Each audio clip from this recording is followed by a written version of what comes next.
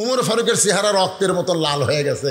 রাস্তাতে গেলে শয়তান কয়দিন যায় না, কিন্তু চেহারা লাল হলে কি হবে? হোসাইনের দিকে তাকায় কিছুই বলতে পারতেছে না, কারণ যে হোসাইন আল্লাহর নবীকে ঘোড়া বানাইছে, যতক্ষণ পর্যন্ত মাথা থেকে না তুলেছে ততক্ষণ পর্যন্ত নবী হোসাইনকে নামায়নি। ধরে কোন কথা ঠিক কিনা? সাহাবীরা বললেন, ইয়া রাসূলুল্লাহ, আজকের সেজদা এত লম্বা হলো কেন? আল্লাহ রাসূল বলে, তোমরা তো সেজদাত গেলে কিন্তু দেখো না, আমি যখন সেজদাত গেছি তখন হোসাইন দৌড়ে এসে আমার পিঠের ওপর চড়ছে। এখন পিঠের ওপর বসে আছে, আমি কিভাবে সেজদা তুলি? আমি ওকে পিঠ থেকে নামাবার চাইলাম, আল্লাহ কয় নামাবেন না, যতক্ষণ হোসাইন বসে থাকে আপনি সেজদাত থাকেন। জোরে কোন সুবহানাল্লাহ। জি ঠিক আছে, আপনি দোয়া করুন ইনশাআল্লাহ। লিল্লাহে তাকবীর। আল্লাহর বান্দার একটু মনোযোগ দিবেন। ওমর ফারুক রাদিয়াল্লাহু তাআলা আনহু চেহারা রক্তের মতো লাল করেছে, কিন্তু জবান খুলতে পারতেছে না, কারণ এই কথা যে বলেছে তার নাম কি? কথা কয় না। তার নাম হলো হোসাইন। ওমর ফারুক বলা, হোসাইন আমি তোমার মুরব্বী, শোনেন, আমি তোমার মুরব্বী, তোমার বাবাও তোমার মুরব্বী, আমরা দুইজন মুরব্বী মিলে যদি একটা সিদ্ধান্ত নেই, তাহলে এই দেখেন মুরব্বীর সিদ্ধান্ত, তাহলে কি তুমি গ্রহণ করবা না? হোসাইন বলতেছে, আপনার দুইজন আমার মুরব্বী আমি জানি, কিন্তু আসল মুরব্বী হিসাবে কেবলমাত্র আমার নানাকেই শুধু আমি মানি। বাংলাদেশে মুরব্বীর হিসাব আছে, যাকে তাকে মুরব্বী মানা যাবে? আল্লাহ কোরআনে বলেছেন, কুল, হে রাসূল আপনি বলেন, ইন কুনতুম তুহিব্বুনাল্লাহ ফাত্তাবিউনি ইউহিব্বুকুমুল্লাহ। যাকে তাকে আপনি মানতে পারবেন না, মানার মতন একজনই মানুষ, তিনি হলেন মুহাম্মাদুর রাসূলুল্লাহ। ওমর ফারুক বলে, হোসাইন তুমি কি বুঝাবার চাও? হোসেন বলতেছে, আমিরুল মুমিনিন, কয়েকদিন আগে আমি স্বপ্নে দেখলাম আমার নানা ঘরের মধ্যে আরাম করতেছে। আমি হোসাইন দরজা দিয়ে বললাম, নানু ভাই আমি একটু আপনার কাছে যাবার চাই। আমার নানা বলতেছে, হোসাইন এখন দরজা খোলা যাবে না, কারণ আমি জান্নাতের মধ্যে আরাম করতেছি। আমি হোসাইন চমকে গেলাম, যেই নানা ভাঙ্গা ঘরের মধ্যে শুয়ে আছে আর সেই নানা কয় জান্নাতে আরাম করতেছি। আমি আশ্চর্য হয়ে জানলার ফাঁক দিয়ে তাকায় দেখি আমার নানি উরাতকে বালিশ বানায় দিছে, সেই উরাতের উপরে নানা শুয়ে আছে, নানি চুলের মধ্যে হাত দিয়ে বিলকি করতেছে। আমি রাগ করে বললাম, নানু ভাই নানির উরাতকে বালিশ বানায় শুয়ে থাকলে কি জান্নাতে থাকা যায়?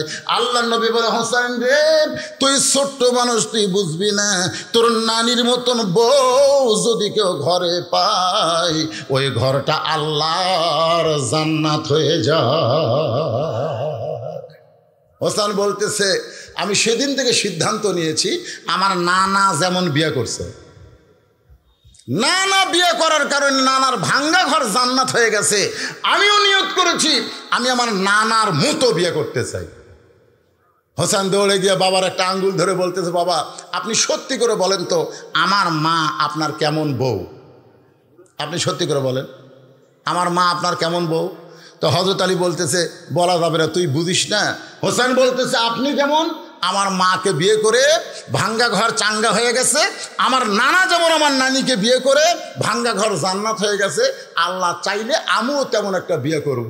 ওমর ফারুক বলে, হোসাইন আমি যে মেয়ের ঘটকালি করতেছি এই মেয়েটা খুব ভালো, তুমি বিয়ে করলে তোমার ঘর জান্নাত হবে। ওমর ফারুক বলতেছে, আপনার কথা আমি বিয়ে করব না, আমি নিয়ত করেছি আমি সেই মেয়েকে বিয়ে করব যে মেয়ে আমার 3টা প্রশ্নের উত্তর দিবার পারবে। ধরে কোন কয়টা? ওমর ফারুক বলে, হোসেন কি প্রশ্ন? হোসেন বলতেছে, আউট করব না। আল্লাহ প্রশ্ন আউট করেছে, কবরে কয় প্রশ্ন হবে? আল্লাহ আউট করছে, কিন্তু আমি হোসেন আউট করব না। আমি যেই মেয়েকে বিয়ে করব তার সামনে শুধু প্রশ্ন করব, অন্য কাউকে প্রশ্নের কথা বলবো না। ওমর ফারুক বলে, আলী ভাই হোসেন যে প্রশ্ন করবে আপনি জানেন? আলী বলতেছে, আজকে জীবনের প্রথম শুনলেন। ওমর কয়, আমি জানি না, আপনিও জীবনের প্রথম শুনলেন, তাহলে আমার ঘটকালি তো আল্লাহ কবুল করলো না। মেয়েটার দরজায় গিয়ে ওমর কান্দের বলে, মা আমার আব্দুল্লাহকে বিয়া করলেই তোর জীবন শান্তি পাবে। মেয়েটা বলতেছে তাহলে একবার বলেন হোসেনের চাইতে ভালো। আপনি যদি বলতে পারেন আব্দুল্লাহ হোসেনের চাইতে ভালো আমার কোনো আপত্তি নেই, কিন্তু যদি বলবার না পারেন তাহলে হোসেনকেই আমি বিয়ে করতে চাই। ওমর ফারুক বলে মা হোসেন সেই মেয়েকে বিয়ে করবে যে মেয়েটা তার 3টা প্রশ্নের উত্তর দিবার পারবে। যেই প্রশ্ন আমি উমর জানি না, যেই প্রশ্ন তার বাবা আলীও শোনে নাই, তাহলে তুমি কেমনি উত্তর দিবে? মেয়েটা ঘরের ভিতর থেকে বলতেছে ইয়া আমিরুল মুমিনিন হোসেন কি 3টা প্রশ্ন করবে আমি জানি না, তবে আমার ঈমান বলতেছে আমি না পারলেও আমার আল্লাহ পারবে। আত্তাকুল্লাহ হাক্কা তুকাতিহি, যখন কেউ আল্লাহর ভয় করে, যথাযথ ভয় করে, তখন দুনিয়ার কোনো ভয় আল্লাহ তার কলিজার মধ্যে রাখে না। তার ঈমান এত বড় মজবুত হয়। 23 সালে দুর্ভিক্ষর বছর নয়, 23 সাল পরিবর্তনের বছর হয়ে যাবে। আপনাকে ঈমান কি বলে? তাকবীর সবসময় দেওয়া লাগে। লিল্লাহে তাকবীর। মেয়েটার ঈমান বলতেছে ঈমান রে ঈমান ঈমান। আমাকে ঈমান কি কয়? আমাকে ঈমান কি কয় জানেন? উপজেলা চেয়ারম্যান বসে আছে, সভাপতি সাহেব বসে আছে, পলাশবাড়ি থানার মধ্যে মাহফিল, আশেপাশে পুলিশ হয়তো ঘুরতেছে। আমরা কিন্তু ঈমানের কারণে আগে দেখি, চারিদিকে দেখে তারপর ঈমান কয়। পরিবেশ ভালো না তেল তেলা মার, পরিবেশ ভালো না তেল তেলা মার, এটা হলো হামাকের ঈমান। প্রকৃত ঈমান বলবে কোনো তাকাতাকি নাই, পুলিশ যাবের চিন্তা করিস না, যে কোনো মুহূর্তে আজরাইল তোকে ধরবে। ধরে কোন কথা ঠিক কিনা? আমরা আজরাইল ধরার চিন্তা করি না, আমরা পুলিশ ধরার চিন্তা করি। এটা ঈমান, এটা আত্তাকুল্লাহ। মেয়েটা বলতেছে, উমর বলতেছে আমি প্রশ্ন জীবনে শুনিনি রে। তার বাপ কয় আমিও শুনিনি, জানি না। তুমি কেমনে উত্তর দিবা? কারণ হোসেন 3টা প্রশ্ন করলে উত্তর দিবার পারলে বিয়ে নসেদ করবে না। মেয়েটা বলতেছে ইয়া আমিরুল মুমিনিন হোসেন কি 3টা প্রশ্ন করবে আমি জানি না, তবে আমার ঈমান বলতেছে আমি না পারলেও আমার আল্লাহ পারাবে। কে পারাবে? ওমর ফারুক এক দৌড়ে আইছে, এসে বলতেছে ভাই তারিখ করব। আলী বলতেছে কিসের তারিখ? বলে বিয়ের তারিখ না, হোসেন যে 3টা প্রশ্ন করবে মেয়েটা তার উত্তর দিবার পারবে কি পারবে না তার তারিখ। আলী বলতেছে আপনি পাগল হোসেন, যে প্রশ্ন আপনিও শোনেননি আমিও জানি না, সেই প্রশ্নের উত্তর মেয়েটা কেমনে দিবে? ওমর ফারুক বলে আলী মেয়েটা এমন আল্লাহর প্রতি তাওয়াক্কুল ভরসা করেছে, আমার বিশ্বাস মেয়েটা একলা নাই, মেয়েটার ঈমানের কারণে আল্লাহ তার সঙ্গে আছে। ধরে কোন কথা ঠিক কিনা? আমাদের সঙ্গে আল্লাহ মনে হয় নাই, আল্লাহ আছে। ঈমানের বলে বলিয়ান হয়ে আল্লাহকে সঙ্গে নিয়ে বাতিলের মোকাবেলায় আপনারা কি দাঁড়াবার পারবেন? এখনই খালি 2 গাড়ি পুলিশ আসুক, আরে বাবা রে। হ্যাঁ, নির্দিষ্ট তারিখে শোনে অত্যন্ত গুরুত্বপূর্ণ। আমার মা বোনেরা যারা পর্দায় বসে আছেন, আপনার অতিরিক্ত আসার কারণে আজকে আপনাদেরকে সামনে নিয়ে আলোচনা করতেছি। নির্দিষ্ট তারিখ মোতাবেক ডান পাশে হজরত উমর বসে গেছে, ডান পাশে বসে গেছে তার নাম কি? আর বাম পাশে যিনি বসেছেন তার নাম হলো হজরত আলী। মাঝখানে হোসাইন, সামনে একটা চাদর দেওয়া হয়েছে। চাদরের ওই পারে ওই 18 বছরের মেয়েটাকে বসতে দেওয়া হয়েছে। বসার সাইজটা খেয়াল করেন, ডান পাশে মনে করেন এরকম হজরত উমর, বাম পাশে হজরত আলী, আর মাঝখানে হোসাইন, সামনে একটা চাদর দেওয়া হয়েছে। চাদরের ওই পারেই 18 বছরের ওই যৌবনা মেয়েটাকে বসানো হয়েছে। এখন যদি বাংলার যুবকদেরকে প্রশ্ন করা হয় সামনে চাদর দেওয়ার কারণ কি, সবাই বলতেছেন না সামনে চাদর দেওয়ার কারণ কি? আরো জোরে জোরসে বলুন। মনের পর্দা বড় পর্দা, মনের পর্দা বড় পর্দা, ওরে শরীয়তের মৌলানা চোখ দুইটা করলা কানা। মনের পর্দা বড় পর্দা তোমরা খুঁজে পাইলা না, বেগম মমতাজে গান গাওয়া ছাড়লো না। আমি মানিকগঞ্জে ওয়াজ করতে গেছিলাম, ঘিওর ওনার যেখানে বাসা, আমি সেইখানে ওয়াজ করছি। আপনারা ইউটিউব খোঁজ করলে মৌলানা বদরুল রশিদ মানিকগঞ্জ, তাহলে দেখবেন ওয়াজটা চলে আসবে। আমি ওইখানে বলছি, ওরে মমতাজ তুমি বুঝলা না, মনের পর্দা বড় পর্দা কইলা, কিন্তু মনের খাওয়া বড় খাওয়া তুমি কোনোদিন কইলা না। মনের খাওয়া বড় খাওয়া কইলে হাতির মতন শরীর তোমার হইতো না। ওরে মমতাজ বুঝলা না, মমতাজ মনের পর্দা বড় পর্দা কয়, কিন্তু মনের খাওয়া বড় খাওয়া কোনোদিন কয় না। মনে মনে কলা খান, মনে মনে গোল্লা খান, মনে মনে ভাত খান, শরীর হবি? তো মনের খাওয়া যদি জায়েজ না হয়, যদি বলা না যায় মনের পর্দা বলা যাবে না, মনের পর্দা পর্দা নয়, পর্দা হলো আল্লাহর আইন। জোরে কোন কথা ঠিক? বর্তমান সরকার নারী নিরাপত্তার নামে যত আইন করুক, কোনো আইন দিয়ে আমাদের মা বোনের নিরাপত্তা পাবে না। নারী নিরাপত্তা আইন করতে গেলে আমার আল্লাহর কোরআনের আইন চালু করা লাগবে। অ্যাসিড মারলে মৃত্যুদণ্ড, ধর্ষণ করলে মৃত্যুদণ্ড, এরকম কড়া কড়া আইন আমাদের বাংলাদেশে আছে না নাই? কিন্তু তারপরেও অন্যায় কি কম হচ্ছে? ওই যে বিড়ালের উপর আইন দিয়ে বলেছে, বিড়াল খবরদার ঘরের মধ্যে যেন ঢুকিস না, ঘরের মধ্যে শুটকি মাছ আছে, খাইলে কিন্তু 20টা বেত হবে। বিড়ালের উপরে 20টা বেতের আইন দিয়ে বিড়াল ছেড়ে দিছে, কিন্তু দরজা খোলাই আছে, দরজা বন্ধ নাই। বিড়াল ঘরের মধ্যে ঢুকে দেখে, ওরে বাবা, খাটের তলে যে পাতিলে শুটকি, তার উপরে ঢাকনা নাই। আপনারা বলেন তো, বিড়াল কি বিসমিল্লার টাইম পাবে? ওই বিসমিল্লা ছাড়াই আমাদের বাংলাদেশে যারা চুরি করে, যারা দুর্নীতি করে, তারাই কিন্তু বিসমিল্লার বিরুদ্ধে। জোরে কোন কথা ঠিক কিনা? হ্যাঁ, তারাই বিসমিল্লা তুলে দেবার চাই, কারণ এই শালারা যে মদ খাবি, এরা চুরি করবি, দুর্নীতি করবি, বিদেশের ব্যাংকের টাকার পাহাড় গড়বে, এরা বিসমিল্লার বিরুদ্ধে সব সময় থাকবে। জোরে কোন কথা ঠিক কিনা? তো বিড়াল যে শুটকি খাচ্ছে, ওই কি হালাল খাচ্ছে না চুরি করে খাচ্ছে? ওই বিসমিল্লার টাইম পাসা, ওই বিসমিল্লা ছাড়াই শুটকি খায়, ঘরের মালিক খসর খসর শব্দ পায়। কেন? আশা দেখে 2000 টাকা কেজি শুটকি বিড়াল খায়, পিছন দিক থেকে খপ করে ধরবার, এই বিড়াল, তোকে 20টা বেতের আইন দিলাম, তারপরে তুই শুটকি খাস কেন? বিড়াল খালি মুসকে মুসকে হাসার কয়, আইন দিলে 20 বেতের, তো দরজা খোলা রাখছিস কেন? আমি আজকে সরকারকে বলবো, নারী নিরাপত্তার নামে যত আইন করেন, কোনো আইন দিয়ে নারী নিরাপত্তা পাবে না। দরজা বন্ধ করা, পর্দার আইন চালু করতে হবে। ধরে খান কথা ঠিক কিনা? আল্লাহ কোরআনে বললেন, অকরনা ফি বুয়ুতিকুন্না ওয়ালা তাবাররুজনা তাবাররুজাল জাহিলিয়াতিল উলা। খুব মনোযোগ দেয়। এই যুবকেরা শোনো, ডান পাশে বসে থেকে কথা ঠিক মতো শোনা যাচ্ছে? বাম পাশে বসেছে হজরত আলী, মাঝখানে হোসেন, সামনে চাদর, চাদরের ওই পারে ওই মেয়েটা বসে গেছে। এমন সময় ওমর ফারুক বলে, হোসাইন, এখন তুমি প্রশ্ন শুরু করে দাও। এবার হোসাইন দাঁড়াইছে, প্রশ্ন হবে কয়টা? আঙ্গুলের দিকে তাকান, কয়টা? হোসাইন দাঁড়িয়ে বলতেছে, রে মেয়ে, তুমি একা একা বসে আছো, তাই বলে মনে করো না তুমি একলা হয়ে গেছো, বরং আমি হোসাইন বড় একা হয়ে গেছি।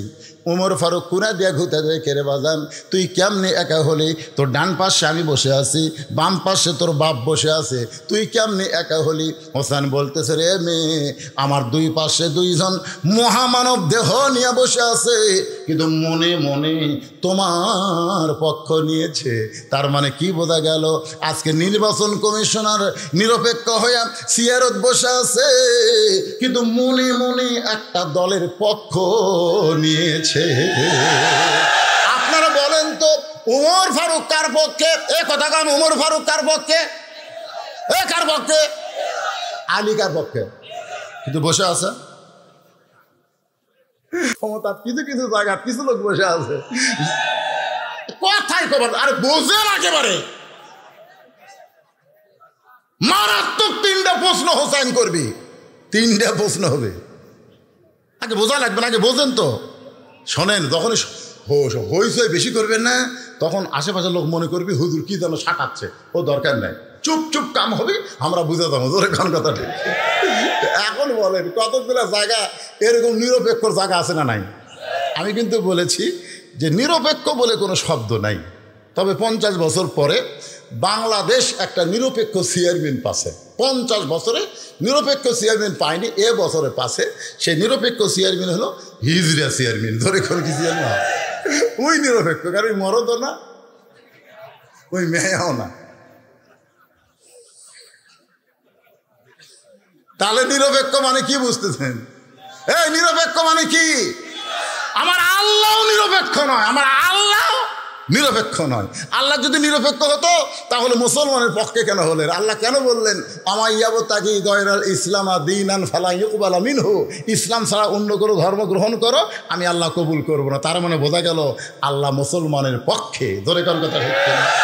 তো আল্লাহ যদি নিরপেক্ষ না হয় আপনি কেমনে কোন আমি কোনো দল করি না, আমি নিরপেক্ষ? নিরপেক্ষ তো তাহলে ভোট দিবার গেলে সিল মারিস কাক? একটা না একটা তো মারি। জোরে কোন কথা ঠিক কিনা? প্রত্যেকটা মানুষ কি ভাই নিরপেক্ষ বলে কথা আছে নাই? কিন্তু কিন্তু কতগুলো নেতা বলে আমরা নিরপেক্ষ। আরে উমর ফারুক মনে মনে পক্ষ লিছে মেয়ে মানুষের, ওই মেয়ের পক্ষ লিছে। আল্লাহ উত্তর 3টা দান পারে, আল্লাহ আমার ঘরটা লিখান আল্লাহ কবুল করে। আর আমিও মনে মনে পক্ষ নিয়েছে, আল্লাহ মেয়েটা 3টা উত্তর দিবার পারলে ওই মেয়েটা আমার বেটার বউ হবে আল্লাহ। কিন্তু বসে আছে এই সাইডে মনে মনে ওর পক্ষ দিছে। আমার ফারুক বলে হোসাইন এখন তুমি প্রশ্ন শুরু করো। হোসাইন প্রশ্ন শুরু করবে, মেয়েটা উত্তর দিবার পারবে কি পারবে না এইটা শুনতে গিয়া আমাদের এখন ঘড়ির বাজে 11:30। যদি 12:30 বাজে আর 1 ঘন্টা লাগে, কারা কারা শুনবেন আল্লাহকে একটু হাত দেখান। আল্লাহ হাত দেখাবেন, আমার হাত দেখান। টান টান করে তোলেন তো, টান টান করে তোলেন। লিল্লাহে তাকবীর। হাত নামান, হাত নামান। না শুনে কারা কারা উঠবেন তারা হাত তোলেন। তার মানে কেউ উঠবেন না, কেউ উঠবেন না। আল্লাহ বলেছেন লিমা তাকুলু মা লা তাফালুন, তোমার কথার সাথে আমলের মিল যদি না থাকে তুমি টাটকা মুনাফিক, টাটকা। এখনই দেখা যাবে কারা কারা টাটকা। একটা হলো 22টা মুনাফিক আর একটা সাথে সাথে মুনাফিক। এই মুহূর্তে যারা উঠবি বসবি বুঝবেন তারা টাটকা। এখন মাদ্রাসার ছাত্ররা কোথায় ব্যাগ নিয়ে আছে? কোন জায়গায় ব্যাগ নিয়ে আছে? বসে আছে। এই বাবা 5টা মিনিট। হাফিজি মাদ্রাসা সরকার টাকায় চলে না রে, আপনারা যেই টাকা দেন সেই টাকা দিয়ে মাদ্রাসা চলে। জোরে কোন কথা ঠিক কিনা? আপনাদের কাছে বাচ্চারা যাদের পায়ের তলে ফেরেশতারা নূরের বিছানা বিছায় দেয়, সেই বাচ্চাগুলো আপনাদের কাছে ব্যাগ নিয়ে যাবে, আপনারা টাকা দিবেন না? হ্যাঁ দিবেন না? যাই যা পারবে 10, 20, 50, 100 টাকা আল্লাহর রাস্তায়। ছেলেরা কোন দিক থেকে ধরবি? এই স্যান্ডেল এটা কে উঠলো রে? এটা ছাত্র নাকি? এই বাবা ধরো ধরো ধরো ধরো ধরো।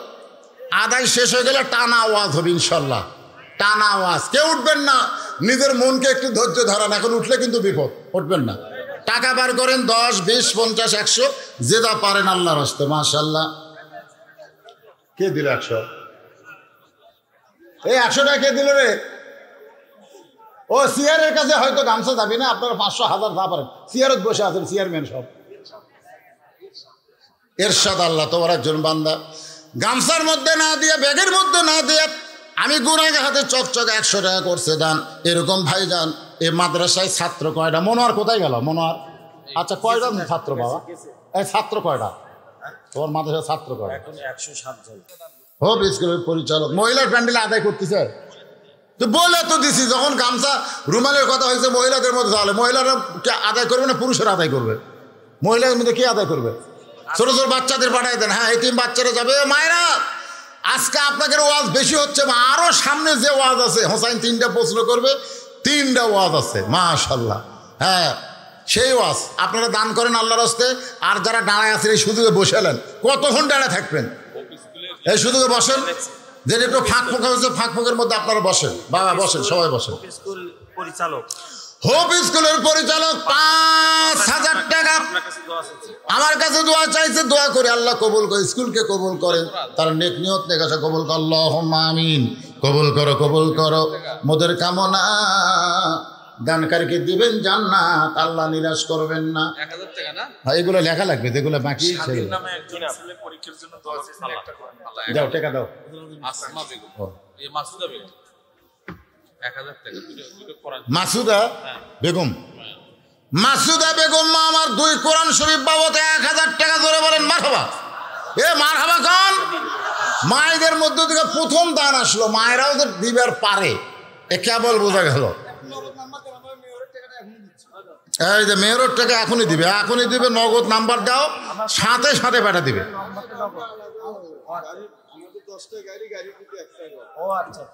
10টা গাড়ি, গাড়ি প্রতি 1 টাকা করে। আল্লাহ কি গাড়ি বাবা, কি গাড়ি? জান্নাত। আল্লাহ প্রত্যেক গাড়ি বিপদ আপদ মুসিবত থেকে আল্লাহ যেন হেফাজত করে, জোরে করে আমিন। গাড়ি প্রতি 1 টাকা করে কোরআন শরীফ দান করবে, তার মানে কি আল্লাহ তুমি কোরআনকে যেমন হেফাজত করো, গাড়িগুলো হেফাজত করো, জোরে করে আমিন। বাপ মা মারা গেছে, দাদা মারা গেছে, তাদের জন্য রুহের মাগফিরাতে একটা কোরআন শরীফ দেন, দেন। চাইছিলাম 160টা, মনে হয় 50টা ধারত গেছে ইনশাল্লাহ।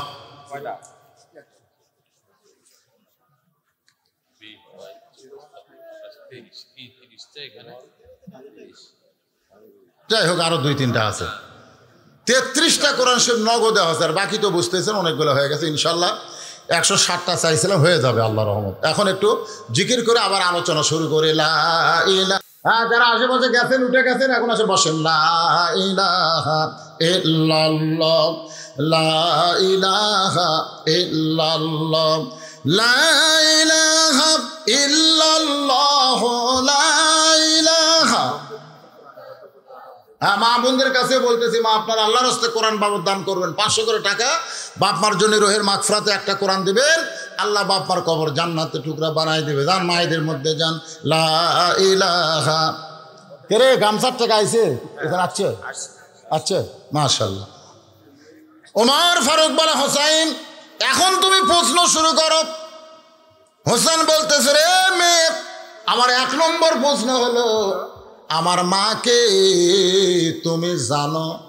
আপনারা কি খেয়াল করে শুনতেছেন কি প্রশ্ন করেছে? আমার মাকে তুমি জানো? সঙ্গে সঙ্গে হযরত আলী চমকে উঠছে। হযরত আলী চমকে ওঠার কারণ হলো, আমি ছেলের সঙ্গে আছি, আমার কথা প্রশ্ন না করে মায়ের প্রশ্ন করলো। আপনারা বলেন তো, একটা সন্তানের ব্যাপারে বেশি জানে কে, মা না বাবা?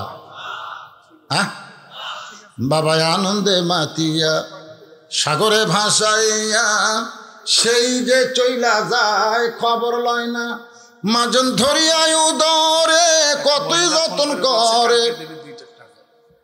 এক মহিলা ফোন করে বলছে আগামীকাল 2টা কোরআনের টাকা দিবে। সে মহিলাকে আপনারা চিনেন? ফোন তো করলো। আচ্ছা ঠিক আছে, ওগুলো সব লেখে রাখেন। এখন আর দান বললে আমার কানত দেন না, তাহলে ওয়াজ করা যাবে না, এক টানা ওয়াজ শোনা লাগবে, ঠিক কিনা এখন? হ্যাঁ, এই জন্য দান যা হবে লেখাথন লাস্টে মোনাজাতের আগে খালি যেরকম খতম তারাবি পড়ে একবার বরবর বরবর করে মোনাজাত করে দেবো। কলটা ভরে গেছে ভাই। বসা কি গরম রে, তার মধ্যে কি চাপাচাপি বসা, একজন লড়ে না, চলে না, উঠলে টাটকা মুনাফিকও হবে না। মাশাআল্লাহ, সুবহানাল্লাহ। এ শোনেন, বাবা আনন্দে মাতিয়া সাগরে ভাসাইয়া সেই যে চইলা যায়, খবর লয় না, মাজন ধরিয়া উদরে কত যতন করে, 10 মাস পরে পায় প্রসবের বেদনা, এমন দরদি ভাবে কেউ হবে না আমার মা গো। মা মারে, মা যদি ভালো হয় সন্তান ভালো হবে, মা যদি খারাপ হয় সন্তান। ইয়াকুব নবী একদিন আল্লাহর কাছে ফরিয়াদ করতেছে, আল্লাহ আমাকে তুমি 12টা সন্তান দিলে, 12টা, এর মধ্যে 2টা ভালো আর এই বাদ বাকি 10টা খারাপ কে? আমি নবী হিসাবে জন্ম দিলাম, আমার 2টা সন্তান ভালো, 10টা খারাপ কেন? আল্লাহ বলে, ইয়াকুব তোমার বউ কয়টা? ইয়াকুব কয়, আল্লাহর বউ তো 2টা। তো 2 বইয়ের সন্তান কোনটা কার? বলে এক বইয়ের পেট থেকে 2টা হয়েছে, ইউসুফ বনিয়ামিন। বলে ওর মাও ভালো, বেটা 2টা ভালো। আর একটা বইয়ের 10টা হচ্ছে, ওর মাও খারাপ, বেটাও খারাপ। এখানে বাপের কোনো ইয়া নেই, নবী হয়ে জন্ম দিছে, 10টা খারাপ মাল বাড়াছে, মাও খারাপ। ধরে কোন কি খারাপ? মা যদি খারাপ হয় তাহলে সন্তান ভালো হবে? একজন নেপোলিয়ন পর্যন্ত বলেছে, ভালো একটা সন্তান যদি চাও তাহলে একটা ভালো মা দাও।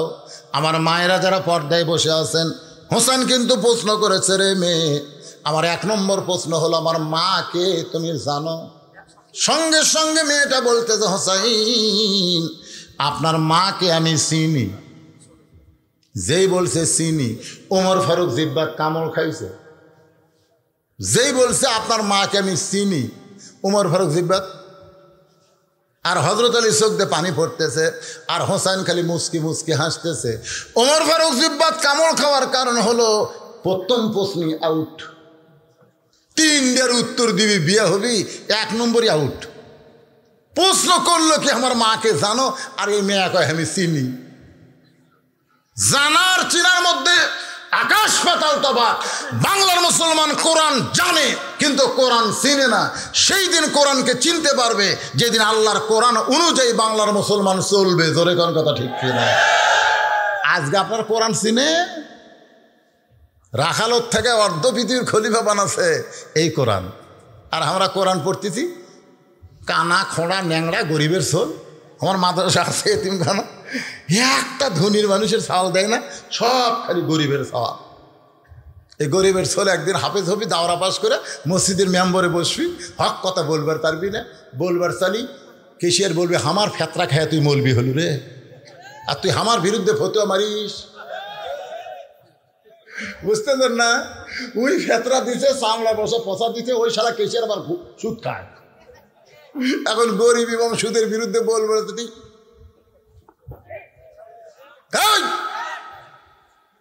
তুই আমার ফেতরা জাকাত খায় মলবি হয়ে আমার বিরুদ্ধে ওয়াজ করিস।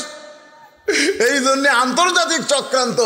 বাংলাদেশের মসজিদের ইমামগুলো গরিব ফ্যাক্টরি থেকে তৈরি হচ্ছে, খালি ধনী ফ্যাক্টরির সন্তান ইমাম হলে হক কথা বলবে, কেশিয়ার বাধা দিল টুটি চাপা ধরবি। জোরে কোন কথা ঠিক করে?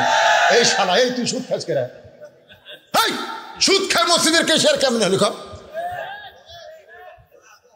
কিন্তু ফ্যাক্টরি দুর্বল। কি চক্রান্ত ভাই! প্রাইমারি চলতেছে সরকারের টাকায়, আর কোরআনের মাদ্রাসা চলে দেয়া রে ভাই, দে ভাই রে। কি বিপদে আছি আমরা ভাই। যা একটু মনোযোগ দেন। ওমর ফারুক জিব্বাত কামড় দিয়ে বলে, প্রথম প্রশ্নে আউট। হোসেন প্রশ্ন করলো আমার মাকে জানো? আর মেয়েটা কয় আমি চিনি। কোন মেয়েকে সবাই চেনে? পরিমণিকে সবাই চিনে, কিন্তু বজলুশিদের বউকে সবাই চিনে না। আমার একটা বউ আছে, কেউ চিনে না, কেউ চিনে, পাড়ার লোকে চেনে না। আমাকে একদিন কয়, বজলুশিদ হুজুর বিয়ে করলেন, বুড়া হয়ে গেলেন, বউটা কিরকম? আমি ঠিক মতো দেখতেছি ভাই, অন্য কাকুর দেখার চান্স নাই, কারণ আমার মালটা খালি আমি চিনবো। ধরে কোন কথা ঠিক করে? পাড়ার লোক চিনবি কে রে? পাড়ার লোক চিনবি কে? হ্যাঁ, চাষটলে বসে গল্প হয়, আমাদের পাড়ার কার বউ সুন্দরী রে, আমাদের পাড়ার কার বউ সুন্দরী? তখন একজন কয় উমুকের বউ সবচেয়ে সুন্দর, আর একজন কয় তুই জানিস না অড্ডা সবচেয়ে সুন্দর। আপনার বউ সুন্দরী পাড়ার লোক কেমনে জানে? পাড়ার লোক কেমনে জানে? তার মানে আপনার বউকে তারা চেনে। চেনার জানা কম বেশি। হোসেন বলতেছে আমার মাকে তুমি জানো? মেয়েটা বলতেছে আমি চিনি। সঙ্গে সঙ্গে হযরত আলীর চোখ দিয়ে দর দর করে পানি পড়তেছে। আলী মনে মনে চিন্তা করে, আমি হোসেনের মাকে পুরাপুরি চিনবার পারিনি, আর তুই কেমনে চিনবি? আমার বউ হলেও আমি চিনবার পারিনি। সুবহানাল্লাহ না কেন? গভীর রাত্রে হযরত আলী ঘুম থেকে চেতন পায়, দেখে ফাতেমা নাই। এখন চিন্তা করেন, যত বড়ই অলি সাহেব হোক, পীর সাহেব হোক, রাত্রে যদি চেতন পায়, বউ কাসত না পায়, সন্দেহ হবে না? হয়তো আলী তাকায় দেখে হাসান হোসেন ঘুম পাড়তেছে, ফাতেমা নাই, গেল কোথায়? তাকায় দেখে দরজা খোলা। দরজা দিয়ে দেখে মরুভূমির ভিতরে কালো চাদর গাও দেখো জোরে জোরে হাঁটতেছে। আলীর সন্দেহ হয়ে গেল, আমার ঘুমের মধ্যে থুয়ে আমার বউ যায় কোথায়? নিরাপদ দূরত্ব বজায় রেখে পিছনে পিছনে হাঁটতেছে। আল্লাহর নবী যেই ঘরে ঘুমায় ওই ঘরে জানলার পাশে ফাতেমা দাঁড়ায় চুপি চুপি কণ্ঠে বলে, বাবা, ও বাবা, মেহেরবানি করে একটু দরজা খোলেন। সঙ্গে সঙ্গে আল্লাহর নবী দরজা খুলে দেয়। ফাতেমা যখন নবীর ঘরের মধ্যে ঢুকেছে, এমন সময় হযরত আলী জানলার কাছে গিয়া কান লাগায়, দেখি বাপ বেটি আমার বিরুদ্ধে কি গল্প করে। আল্লাহ রাসূল বলে, ফাতেমা, একলা একলা ঘরে ঢুকলি কেন মা? আলীকেও ঘরের মধ্যে নিয়ে আয়। সুবহানাল্লাহ। একলা একলা কেন ঘরের মধ্যে ঢুকলি? আলীকেও ঘরের মধ্যে নিয়ে আয়। হযরত আলী জানলার কাছ থেকে চমকে উঠছে, আমি যে জানলার কাছে, এটা নবী কেমনে জানলো রে? এটা নবী হিসাবে না, বাবা হিসাবে নবী করেছে। তুই বিয়া দেওয়া মেয়ে, তুই একলা কেন রাত্রেবেলা আসলি? তোর স্বামী কোন জায়গায়? এই কারণে নবী বলতেছে, আলী হয়তো শরমে ঘরের বাহিরে আছে, মেয়ে ফাতেমা হয়তো সাহস করে ঘরের মধ্যে ঢুকছে। এই কারণেই বলতেছে, মা, আলীকেও ঘরের মধ্যে নিয়ে আয়। ফাতেমা কান্দে বলে, বাবা, আপনার জামাই আলীকে কেমনে আনবো? কারণ আপনার জামাই আলী এমন ঘুম পাড়তেছে, আমি বহু চেষ্টা করলাম কিন্তু ঘুম থেকে চেতন করতে পারলাম না। এখন ঘরের মধ্যে ঘুম পাড়তেছে। বাবা, আমি চোরের মতন চুপি চুপি আপনার কাছে আইছি, মেহেরবানি করে একটু ঘরের বাতি জ্বালান। রাসূল বলে, ফাতেমা, যদি আলী চেতন পায়, আর চেতন পাওয়ার পরে যদি দেখে তুমি ঘরে নাই, তাহলে তোমাকে কিন্তু সন্দেহ করবে মা। ফাতেমা বলে, বাবা, খবরদার, আমার স্বামী সম্পর্কে এমন কথা বলবেন না। আল্লাহ আমাকে এমন একটা স্বামী দিয়েছে, যেই স্বামী কোনো দিন ফাতেমাকে সন্দেহ করে না। আলী জানলার কাছ থেকে চমকে উঠছে, ওরে রে, আমি সন্দেহ করে এসে জানলার কাছে খাড়া হয়ে আছি, আর আমার বউ কি কয়, কি বলে, আমাকে সন্দেহ করে না। রাসূল বলে, ফাতেমা, কি বলবি বল। ফাতেমা বলে, বাবা, এতদিন বলেছি কাম হয়নি, আজকে একটু দেখাবার চাই। নবী যখন ঘরের বাতি জ্বালাইছে, দুইটা হাত বাবার দিকে বাড়ায় দেয়। রাসূল তাকায় দেখে ফাতেমার হাতের তালু গোস্তের টুকরার মতন দেখা যায়। হাতের তালু আছে কিন্তু তালুর উপর চামড়া নাই। নবী কান্দের বলে, ফাতেমা, তুই দুইটা হাত কেন গোস্তের টুকরার মতো হয়েছে মা? ফাতেমা বলে, জাতা ঘুরাইতে ঘুরাইতে বাবা আমার হাতে ফসকা পড়ে গেছে। এরপরে আবার যখন জাতা ঘুরায় আমার হাতের চামড়া উঠে গেছে বাবা, আর জাতা ঘুরাবার পারি না বাবা। জাতা ঘুরাইতে গেলে রক্ত দিয়ে আটা ভিজে যায় বাবা। 3টা দিনের জন্য আমাকে একটু খাবার ব্যবস্থা করে দেন বাবা। আলী কিছু জানে না, হাসান হোসেন কিছু জানে না বাবা, আমি গোপনে আপনার কাছে আইছি, মেহেরবানি করে একটু খাবার ব্যবস্থা করেন। সঙ্গে সঙ্গে নবী ঘরের কোনায় গিয়ে বলে, মাবুদ, দুনিয়ার ধনী ধনী ছেলেরা আমার ফাতেমাকে বিয়ে করতে চাইছিল, কিন্তু আপনি আল্লাহ ঘটকালি করে গরিব আলীর সঙ্গে বিয়ে দিলেন, আমার ফাতেমার জীবনে শান্তি হলো না। এই কথা যখন আল্লাহকে নবী বলতেছে, সঙ্গে সঙ্গে ফাতেমা মাথায় ঘোমটা দিয়ে ঘর থেকে বাইরে যায়। রাসূল ডাকতে বলে, ফাতেমা, তুই কেন ঘর থেকে বাইরে যাস? ফাতেমা বলে, বাবা, আমার স্বামীর বিরুদ্ধে আপনি আল্লাহর কাছে বলবেন, আর আমি সেইটা ঘরের মধ্যে দাঁড়িয়ে দাঁড়িয়ে শুনবো, এমন বিবি আমি না। কারণ আপনি বলেছেন আল্লাহর পরে কাউকে যদি সেজদা দেওয়ার হুকুম থাকতো, তাহলে প্রত্যেকটা বিবিকে বলতাম স্বামীর পায়ে সেজদা করো। ওগো বাবা, আল্লাহর পরে এই দুনিয়াতে হাসান হোসেনের বাবাকে অত্যন্ত ভালোবাসি, তার বিরুদ্ধে কোনো কথা বলবেন আমি সেইটা শুনতে পারবো না। সুবহানাল্লাহ, জোরে কান। আলীর চোখ দিয়ে পানি পড়তেছে, আমি চিনিনি রে, আর তুই হোসেনের মারে চিনবি কেমন? মেয়েটা বলে, হোসাইন প্রশ্ন করলেন, উত্তর দিলাম, হলো কি হলো না। আপনারা 3 বিচারক যে কিছুই বলেন না। উমর ফারুক বলতে যে কেমনে হবে, হোসেন প্রশ্ন করেছে, আমার মাকে তুমি জানো আর তুমি উত্তর দিলে চিনি, তুমি চিনবে কেমনে? মেয়েটা বলে, হোসাইন, উমর ফারুক বুঝতে পারতেছে না, কিন্তু আপনি তো জানেন আপনার মায়ের চোখের ভুরু জোড়া ছিল, আপনার মায়ের বাম গালে কালো একটা তিল ছিল, থুতুনির তলে লাল একটা দাগ ছিল। সঙ্গে সঙ্গে আলী চিৎকার দিয়ে বলে, মা, যা বলছিস বলছিস মা, আর বলিস না, কারণ এই 3 জনের মধ্যে একজন পরপুরুষ আছে। আপনার বলেন তো, ওই 3 জনের মধ্যে পরপুরুষকে? আরো জোরে। আল্লাহ কইছে আমার পরে নবী হলে উমর হতো। সেই উমর যদি পরপুরুষ হয়, তাহলে মুরিদের বইয়ের কাছে পীর কি পুরুষ? কথা কম। মুরিদের বউ আর পীর, কি কি কোলাকুলি হচ্ছে। মুরিদের সাথেও কোলাকুলি করে, বইয়ের সাথেও কোলাকুলি করে। কোলাকুলি করে বলে ফজিলত ঢুকে দেয়, ফজিলত। খালি কোরআনের আইন দিয়ে যেদিন বাংলাদেশ চলবি ভাই, এই শালা ভণ্ডকের কোনো খাওয়া নাই। ধরে কোন কথা ঠিক না, চাপা ভাঙ্গে দেওয়া হবে, চাপা। ইসলামের ক্ষতি সবসময় তিন দল বেশি করেছে। এক দল হলো ধর্ম নিয়ে যারা ব্যবসা করে, এরা ইসলামের ক্ষতি বেশি করে। বর্তমানে পীর সাহেবেরা ধর্ম নিয়ে ব্যবসা করতেছে, ধরে কোন কথা ঠিক কিনা। এরা ইসলামের আন্দোলনের 1 নম্বর শত্রু। 2 নম্বর শত্রু হলো রাষ্ট্রীয় যন্ত্র, রাষ্ট্রীয় শক্তি। কারণ রাষ্ট্র শক্তি জানে করোনা আইন চললে আমার বস্তা বসা আইন চলবি না, ধরে কোন কথা ঠিক কিনা। আর 3 নম্বর শত্রু হলো পুঁজিপতি। শতকরা 2.5 টাকা জাকাত দেওয়া লাগবি। করোনা আইন চালু হলে আমার 1 কোটি 2.5 লাখ যাবি। এই শালারা আন্দোলনের বিরুদ্ধে করতেছে, ধরে কোন কথা ঠিক কিনা। করে লাভ নাই ভাই, সামনে আছে 23 সাল, সামনে আছে শুভ দিন। এই চিন্তা ভাবনা করে নিন, চিন্তা ভাবনা করার দরকার আছে না না? একটু মনোযোগ দিয়ে কথাগুলো শুনবেন। আলী বলতেছেন, আর বলিস না মা, আর বলিস না। এই 3 জনের মধ্যে একজন পরপুরুষ আছে, চোখের ভুরু জোড়া।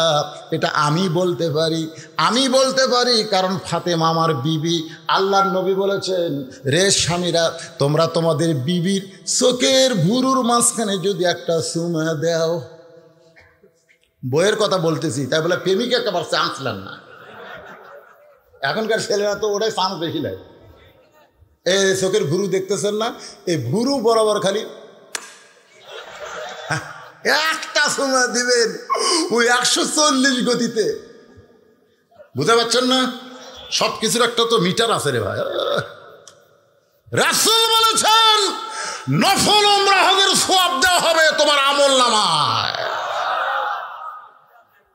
তাহলে এখন চিন্তা করেন, যারা স্বামী তারা জানে বইয়ের ভুরু জোড়া না ফাঁক, জানে কি জানে না? আলী বলতেছে, আমি বলতে পারবো। ফাতেমার বাম গালে কালো একটা তিল ছিল, আমি বলতে পারবো। থুতুনির তলে লাল একটা দাগ ছিল, আল্লাহ নবী বলতে পারে। কিন্তু রোম দেশের জেলখানায় বন্দি থাকা মেয়ে, তুই কেমনে বললি মা? মেয়েটা বলতেছে, মুরব্বী, ওই রোমের জেলখানায় যখন বন্দি ছিলাম, ঈমান গ্রহণ করার অপরাধে সকালবেলা আমাকে 3টা চাবুক মারছে, বিকালবেলা 3টা চাবুক মারছে। আমার দেহের এমন কোনো জায়গা নাই যেই জায়গায় চাবুকের আঘাত লাগে নাই। একসময় আমি বিরক্ত হয়ে গেলাম, আমি বিরক্ত হয়ে বললাম, আল্লাহ তুমি আছো আসমানে, লা ইলাহা ইল্লাল্লাহ সে আসমানে, আর মুহাম্মদ রাসূলুল্লাহ সে মদিনায়। এই রোমের জেলখানায় আমার কাছে কেউ বিরক্ত। আমির হামজা মাঝে মধ্যে বিরক্ত। আমার 2টা বাচ্চা, ছোট ছোট 2টা বাচ্চা, সন্ধ্যার সময় কান্দে, রাত্রিবেলা কান্দে। একটা যুবতী বউ বারে ছটফট করতেছে। কে রে, আমি যদি কোরআনের আয়াত নম্বর, রুকু নম্বর, পারা নম্বর না কইয়া খালি খালি তেল তেল আওয়াজ করতেন, তাহলে আমার তার এই জেলখানার থাকা লাগতো না। আজকে জেলখানা বন্দি আছি, যারা আমার ওয়াজ শুনে ঠিক ঠিক করছে, এই শালারা কি করতেছে রে? মাঝে মধ্যে কিন্তু বিরক্ত হচ্ছে, ধরে কর কথা ঠিক না। আল্লাহ সাইদি হুজুরও মাঝে মধ্যে বিরক্ত হয়। 50 বছর তোকে আমি তাফসীর শোনানো রে, লক্ষ লক্ষ মানুষ তোরা আমার মাহফিলে হাজির হোস, জান দিবার শেষ। আর এত বছর হলে বন্দি আছি রে, বুড়া বয়স হোক, আমার লাতি লুত করে আমার পাও টিপি, মাথা টিপি, আর জেলখানার মধ্যে আমি একলাই কাতরাই। মাঝে মধ্যে কিন্তু বিরক্ত হয়, জোরে কোন কথা ঠিক। কারণ আমিও তো 2 একবার গেছি ভাই, বিরক্ত লাগে। মানে নবী আছে মদিনায়, এই রোমের জেলখানা আমার সাথে কে আছে রে? সকালে 3টা করে চাবুক মারে, বিকেলে 3টা করে চাবুক মারে, চামড়া কেটে দরদর করে রক্ত পড়ে। মেয়েটা বলতেছে, মুরব্বী, মানে হযরত আলীকে লক্ষ্য করে বলতেছে, মুরব্বী, এই রোমের জেলখানার মধ্যে বিরক্ত হইয়া কানতে কানতে আমি যখন বেহুশ হয়ে পড়ে যাই, ওই বেহুশ অবস্থায় আমি স্বপ্নে দেখি আমার শিয়রের পাশে একটা নূরের পুতুলি বসে বসে কাঁদতেছে, আমার মাথায় হাত দিয়ে বলতেছে আর আর বিরক্ত হোস না মা। আমি তখন বললাম, আপনি জান্নাতের হুরি না বেহেশতের পুরি? এত সুন্দরী আপনি কে গো? আমার মাথায় হাত দিয়ে বলে, জান্নাতের হুরিও না বেহেশতের পরিও না, আমি জান্নাতুল বাকি থেকে তোর শিয়রের পাশে বসেছি ফাতেমা। মেয়েটা কান্দে বলে, আমি শুধু তার চেহারার দিকে লক্ষ্য করতে পেরেছি, চোখের ভুরু জোড়া দেখতে পাই, বাম গালে কালো একটা তিল, থুতনির তলে লাল একটা দাগ দেখেছি।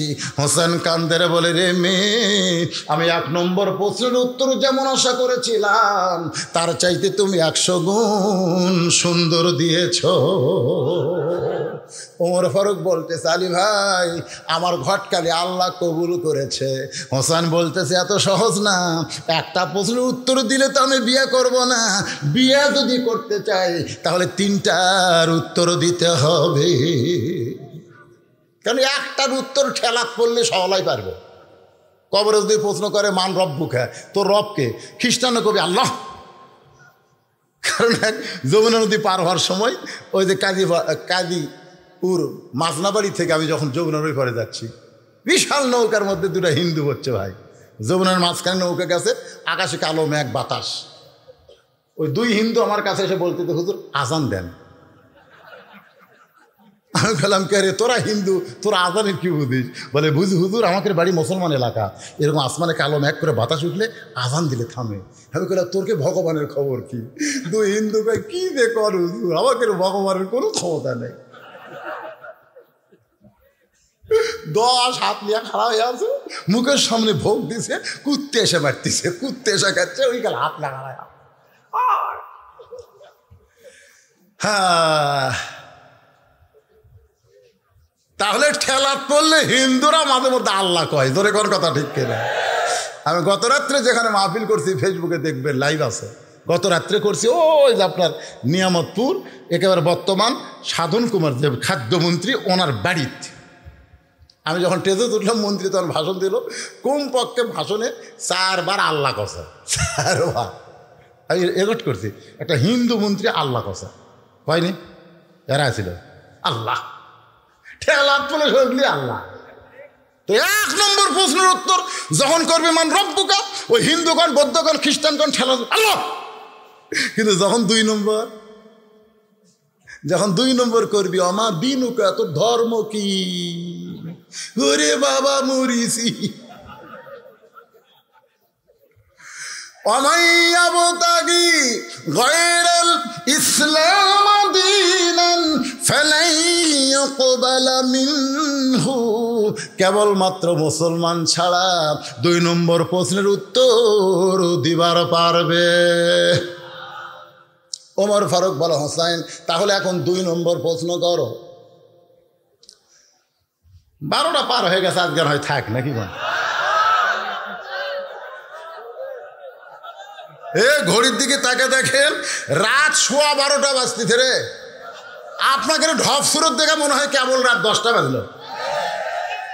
লিল্লাহে তাকবীর, ইয়া আইয়ুহাল্লাযীনা আমানুত্তাকুল্লাহা হাক্কা তুকাতিহি ওয়া লা তামুতুন্না ইল্লা ওয়া আনতুম মুসলিমুন। এই আয়াতের উপরে শোনেন, এই যে আয়াতে কারিমা তেলাওয়াত করেছি, এর তাফসিরটা হচ্ছে 2 নম্বর প্রশ্ন।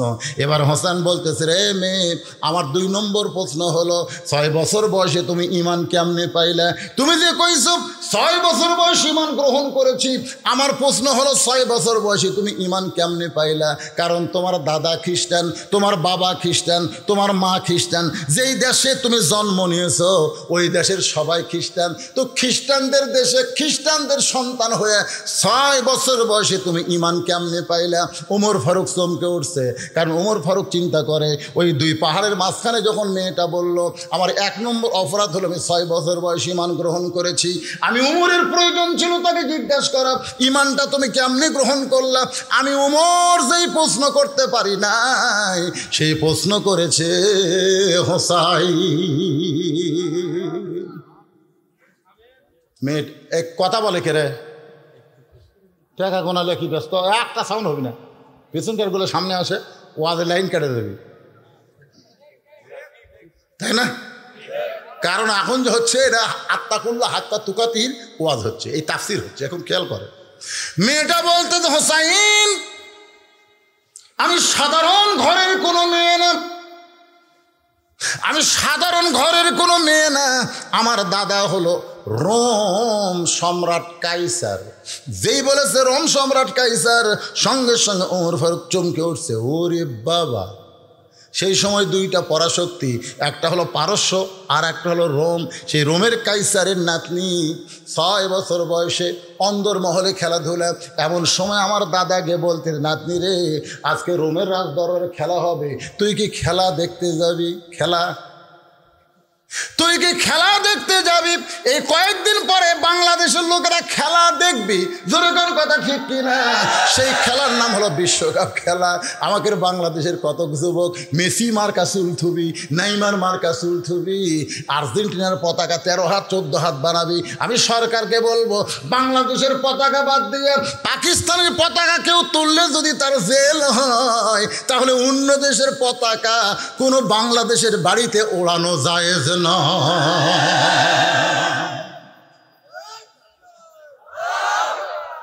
এই ফ্যাসলা মার্কা তকবীর দেন না তো। সালাউদ্দিন কাদের চৌধুরীর ছেলে বিএনপির সমাবেশে তকবীর দিল, সব গুজরে উঠলো, জোরে করে কথা ঠিক দেখছেন?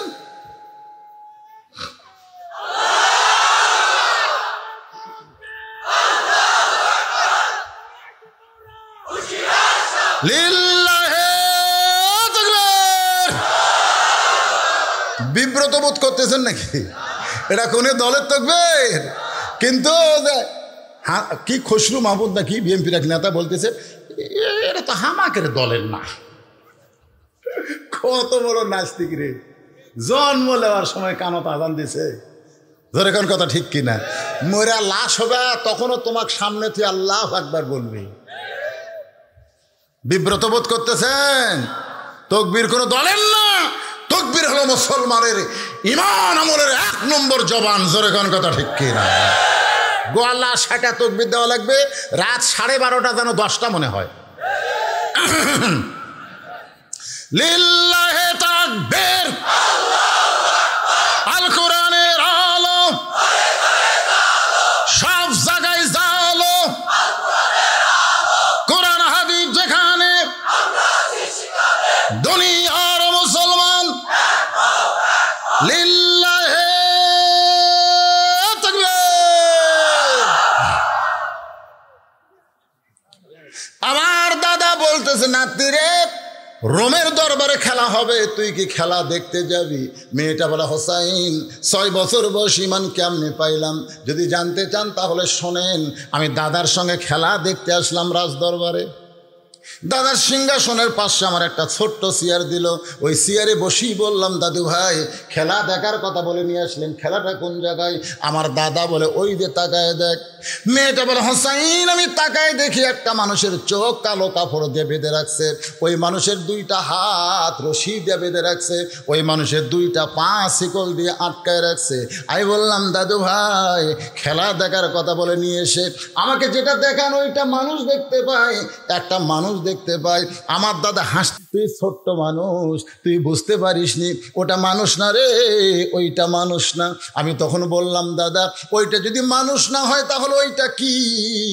আমার দাদা বলতেছে, ওইটা হইল মুসলমান। মেয়েটা বলে হোসাইন আমার দাদা আমারে বুঝাইলো মুসলমান কোনোদিন মানুষ হতে পারে না। আজকে ইহুদি বলেন, খ্রিস্টান বলেন, এমনকি আমাদের প্রতিবেশী ভারত বলেন, মায়ানমার বলেন, এরা কিন্তু মুসলমানকে মানুষ মনে করে না। এরা মুসলমানকে অন্য নামে ডিগ্রি দিয়ে ডাকে। জোরে কোন কথা ঠিক কি না? আমার এক মেজো মেয়ে ওই বিয়া হওয়ার আগে একদিন আমাকে বলতেছে, আব্বা মাঝে মধ্যে টিভির খবরে কয় জঙ্গি ধরা পড়লো, জঙ্গি ধরা পড়লো। এরা কোন জঙ্গল থাকে? তো এখন আমার মেয়ের কথা শুনে আমার চোখ দিয়ে পানি আইছে। তো মেয়েটা আমার কাছে এসে বলতেছে, আব্বু আপনি কাঁদতেছেন কেন?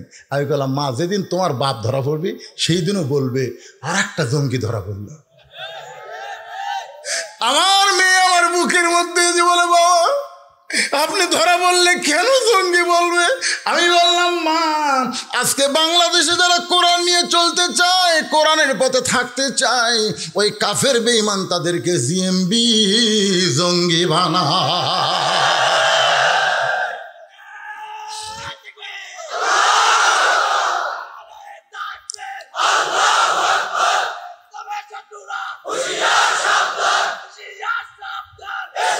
আল্লাহর বান্দার একটু মনোযোগ দিয়ে শোনেন। মেয়েটা বলে, হোসাইন যখন আমার দাদা বলল ওইটা মানুষ না ওইটা মুসলমান, আমি তখন বললাম, দাদা ওই মুসলমানকে নিয়ে আপনি কি খেলা খেলবেন? আমার দাদা বলতেছে, ওই যে তাকায় দেখ। মেয়েটা বলে, হোসাইন আমি 6 বছর বয়স ইমান কেমনে পাইলাম শোনেন। আমি তাকায় দেখি বিশাল একটা আগুনের চুলা জ্বলতেছে দাউ দাউ করে। ওই চুলার উপরে কয়েক মন ওজনের একটা ডেকসি তেল ভরা। নিচের তাপেতে ওই ডেকসির তেলগুলো টকবক করতেছে। আমার দাদা বলতেছে, নাতনি রে ওই মুসলমানকে হাত পাও বান্ধা ওই আগুনের চুলার মধ্যে ফেলে দিব, মুসলমান তেলের মধ্যে পুড়ে মরা যাবে। আজকের খেলার নাম হলো মুসলমান মারার খেলা। আমি তখন দাদাকে বললাম, দাদু ভাই ওই মুসলমানকে মারার খেলা কি বন্ধ করা যায় না? ওই মুসলমানকে না মাইরা কি ছাইড়া দেওয়া যায় না? আমার দাদা বলতেছে, এক শর্তে আমি মুসলমানকে ছাড়তে পারবো, যদি মুসলমান একটা বারের জন্যে বলে আল্লাহ রাসুল মানি না, খালি একটা বার বলবে আল্লাহ রাসুল মানি না, তাহলে চোখের বাঁধন খুলে দিব, হাতের বাঁধন খুলে দিব, পায়ের শিকল খুলে দিব।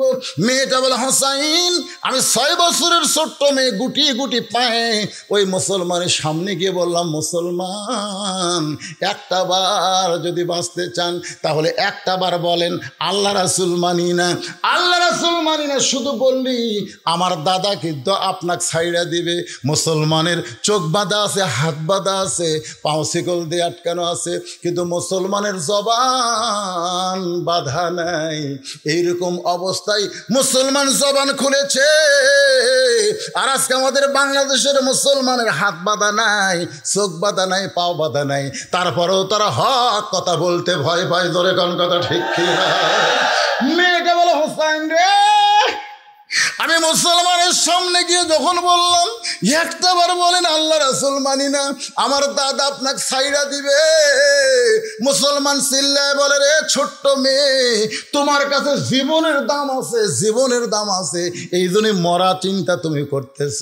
কিন্তু একজন মুসলমান যারা হবে তাদের কাছে জীবনের কোনো দাম নাই রে, তাদের কাছে হলো ইমানের দাম, তাদের কাছে হলো ইমানের দাম।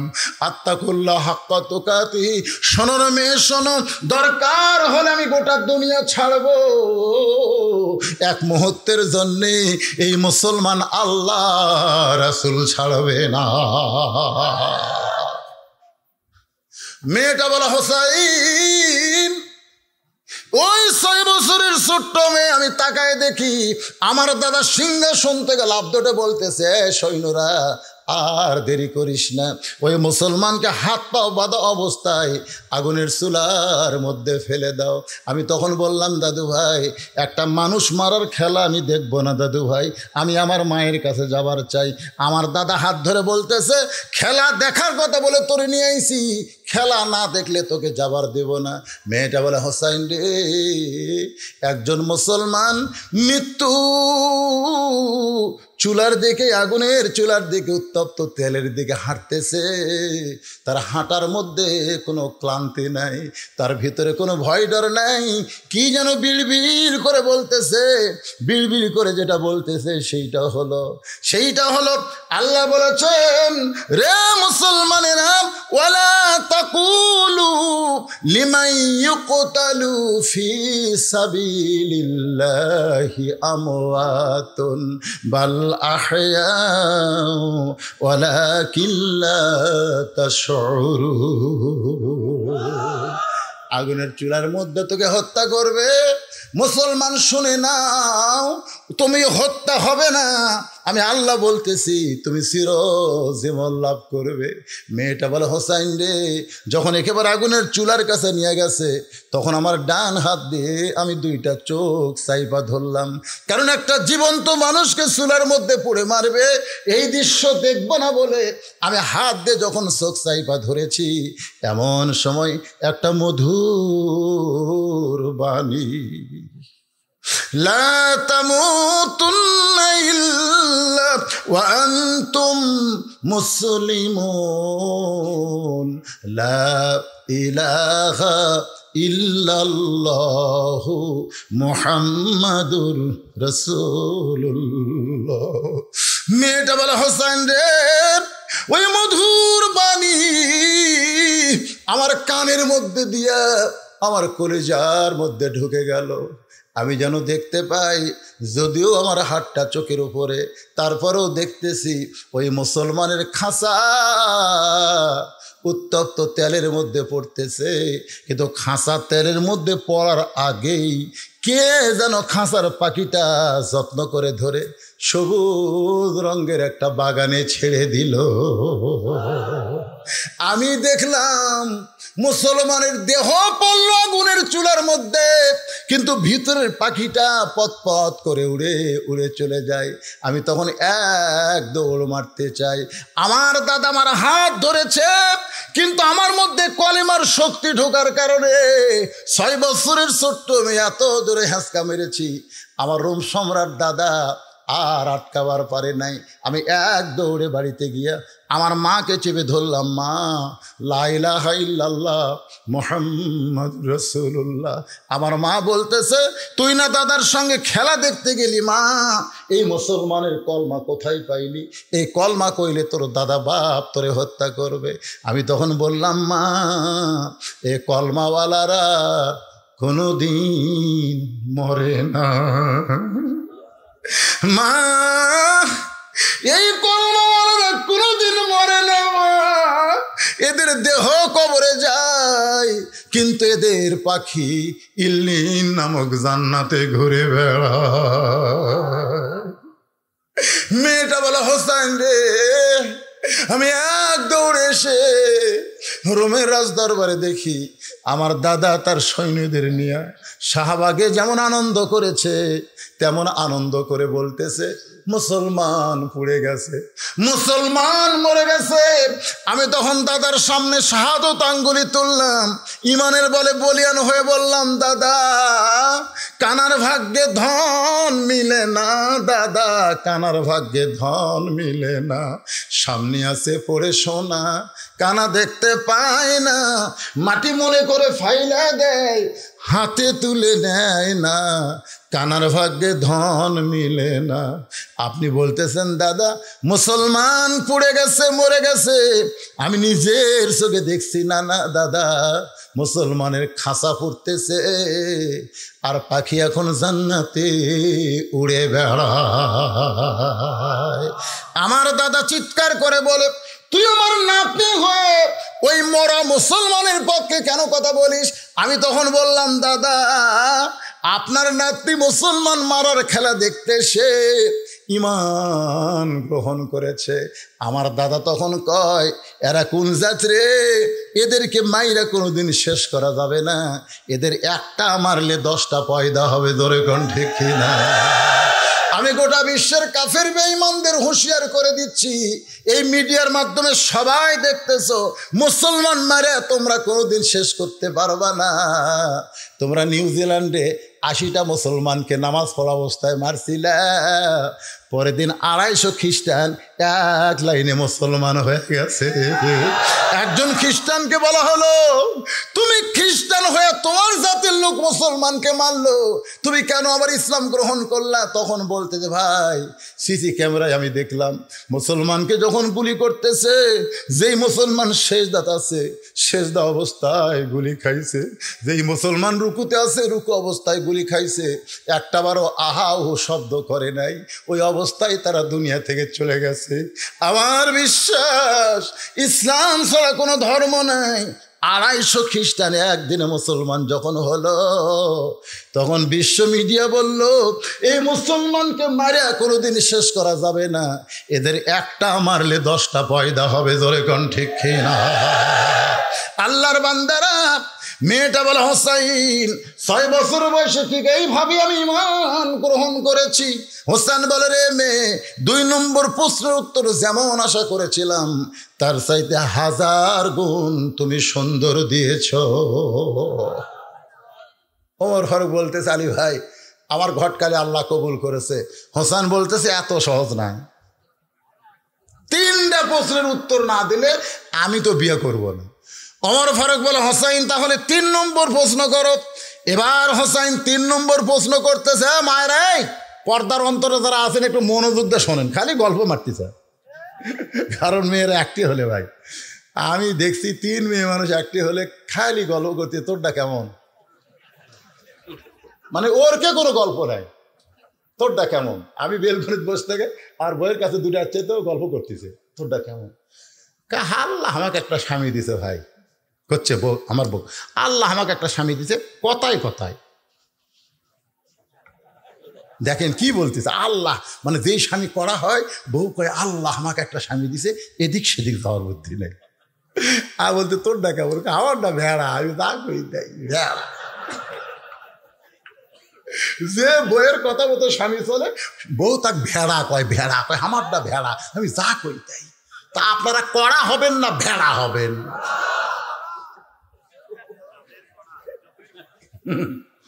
যদি কড়া হন, এশার নামাজ মসজিদে পড়ে বাড়িতে যায় বউ স্টার জলসা জি বাংলা দেখতেছে, এইটা শোনা চলবে না। এশার নামাজ পড়ে আল্লাহর কোরআন পড়তেছে, এইটা দেখা লাগবে। জোরে কোন কথা ঠিক? হায় হায় হায় হায় রে, অধিকাংশ মেয়ে মানুষ নষ্ট আছে এই ভারতের চ্যানেল দিয়ে। জোরে কোন ঠিক কিনা? মায়েরা এবার করছে কে সব অদি তো ভালো করলো, লাস্টে এসে এটা কি মারলো, মন খারাপ ফাটাফাটি। মানে অনেকে বলে হুজুর বুড়ে মানুষ আছে এরকম করে কি করে রে। আমার সাতকার যে কটা বক্তা অধিকাংশই মরে গেছে। হ্যাঁ অধিকাংশ মরে গেছে, যে কাউসারি মরেছে, সিদ্দিকুর রহমান মরছে, হেলালি মরছে, আমার বয়সের দিনে মরে গেছে। আর অধিকাংশ বউলে শুতে আছে, মানে মাঠও তার চলতেছে না। এই জাকারিয়া আমার সাতকার, কাদের সিদ্দিকি আমার সাতকার, তারপরে ওই যে আপনার আতালগুন ওসমানী, এগুলো মেলা সাতকার। আমার তো কে ভাই তুই বুড়ে মানুষ এখনো 27 করে ভাই রে, আমি তোর ট্রেজত যাই, আমার ওয়াজের মধ্যে বুড়ে মানুষ একেবারেই নাই, খালি জুয়ান তাকড়া বসা ভাই। ধরে কথা ঠিক। আর জুয়ান ছেলে পেলে যদি মাহফিলে থাকে তখন লিজোকার বুড়া মনে হয়। সুবহানাল্লাহ সুবহানাল্লাহ, কলজা আমার ভরে গেল রে। খাড়ায় থেকে 2-2.5 ঘন্টা আওয়াজ শুনতেছি, এরা কোন মরদ রে। খবরদার মসজিদে গেলে চেয়ারত বসবেন না, আপনারা খাড়া হওয়ার পর্যন্ত বসেন কেন?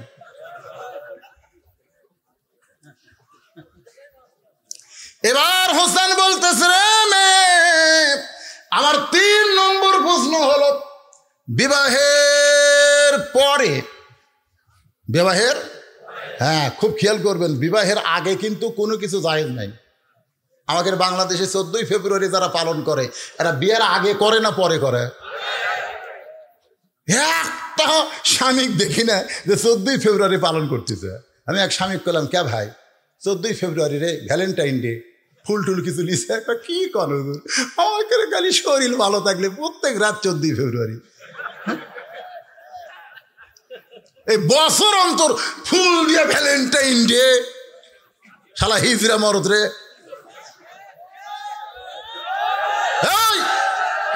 হোসেন বলতেছে, রে মেয়ে, আমার 3 নম্বর প্রশ্ন হলো বিবাহের পরে। ভাই মন খারাপ করতেছে, কি করবেন?